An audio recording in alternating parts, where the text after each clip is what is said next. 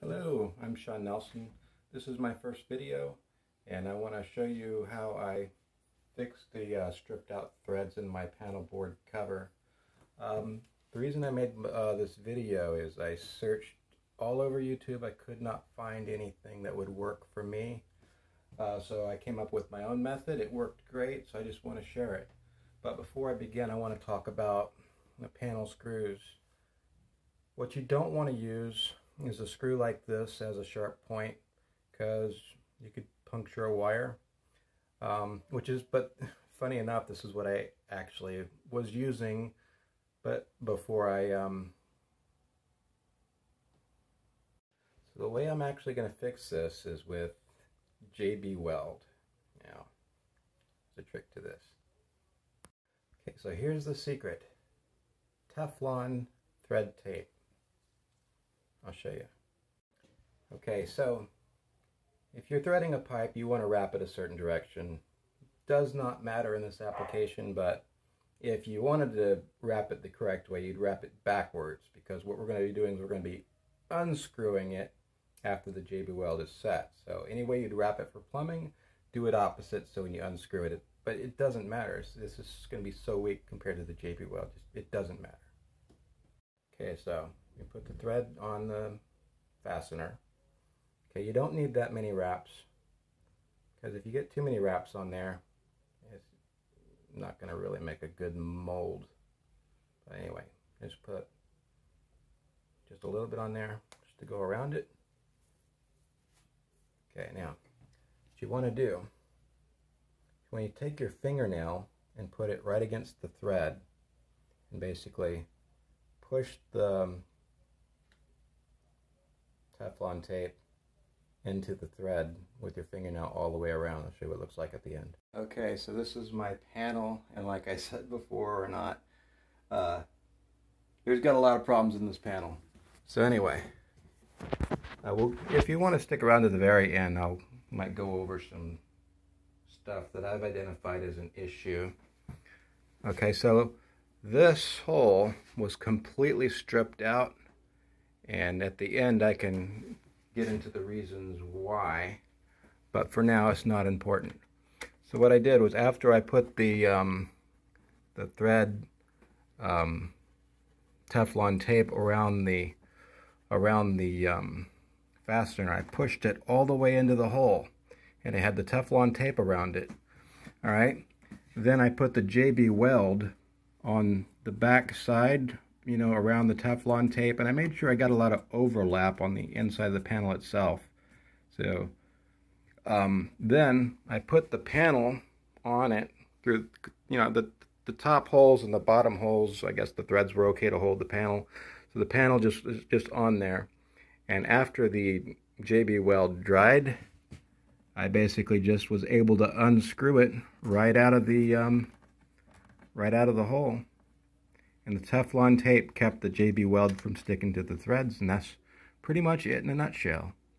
Okay, now you can see why you wouldn't want to use a sharp screw like this, because you can see, by the way, this wire is not damaged. It was just, I guess the original bolt was touched it or pushed against it one time, and then it was like just a little discoloration, but I just wrapped it with insulation just because. Alright, I did the same thing on this side. Yeah, I got a little bit of JB Weld on some of my conductors, but anyway, that's it. So if that answers your question, you can stop watching now. However, since we're in here and you want to see all of the violations that I found, we'll get into that. So I mentioned these bolts are not the same, but they look exactly the same, but I'll tell you what's different about them.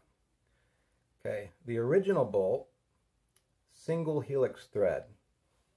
The new bolt that they gave me for free that looks exactly the same has a triple helix thread, and I'll show you that right now.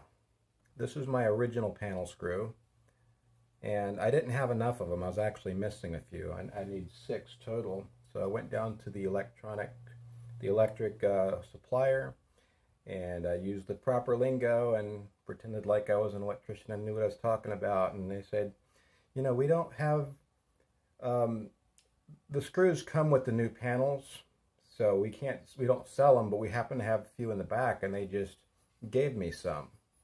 So I said, that's awesome.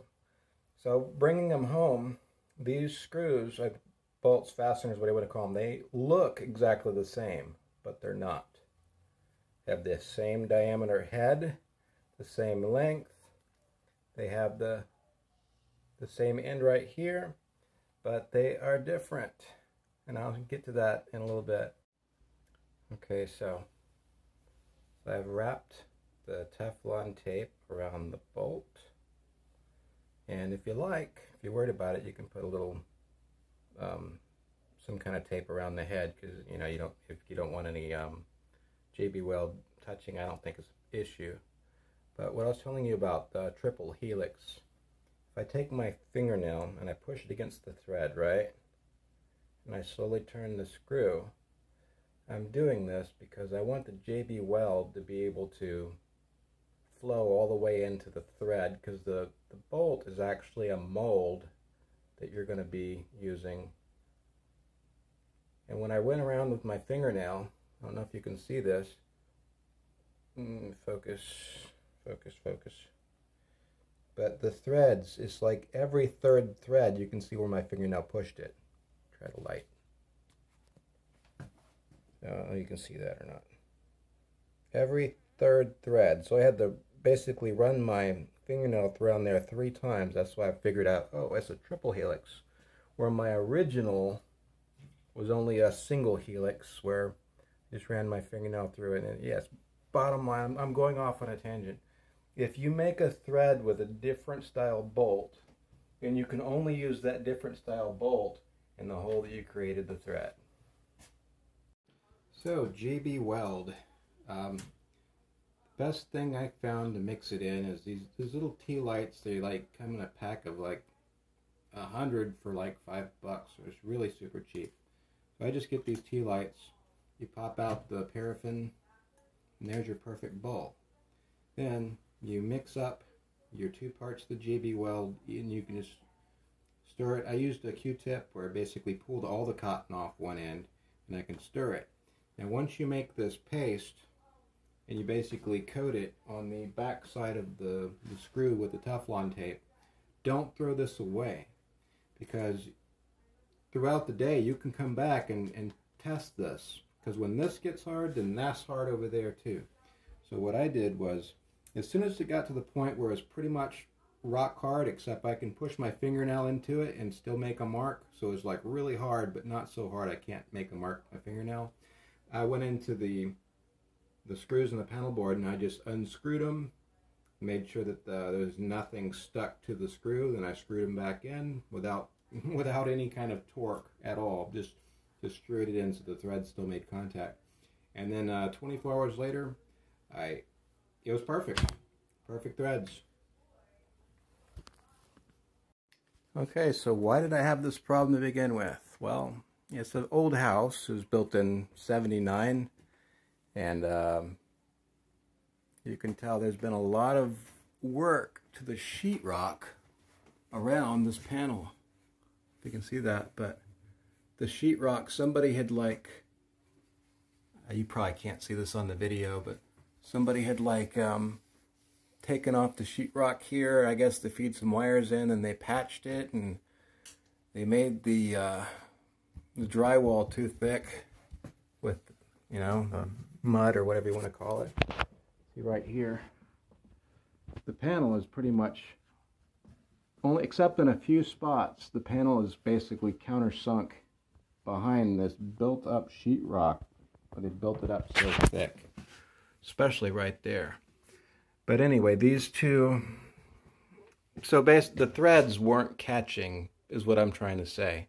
So what I had to do is I had to cut the sheetrock out from around the panel so I can actually push the metal cover all the way to the metal frame or the enclosure.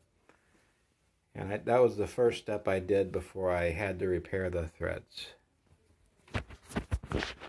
Okay, right away you can see what a big mess that is. I've got neutrals and grounds all on the same bus, which I think that's bad. But up at the top, I had somebody ran a wire through this big knockout, and I had loose fill insulation from the attic falling right on the top of my main shutoff, and you can see that is aluminum. I have no idea if I have any antioxidant coating on that or not, but okay. There's my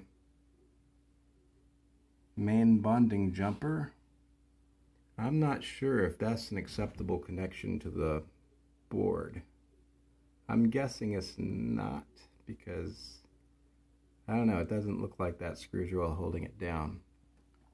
So anyway, when I got my Class 2 surge protection device, I said, okay, where in this big jumbled mess am I going to be able to put the neutral?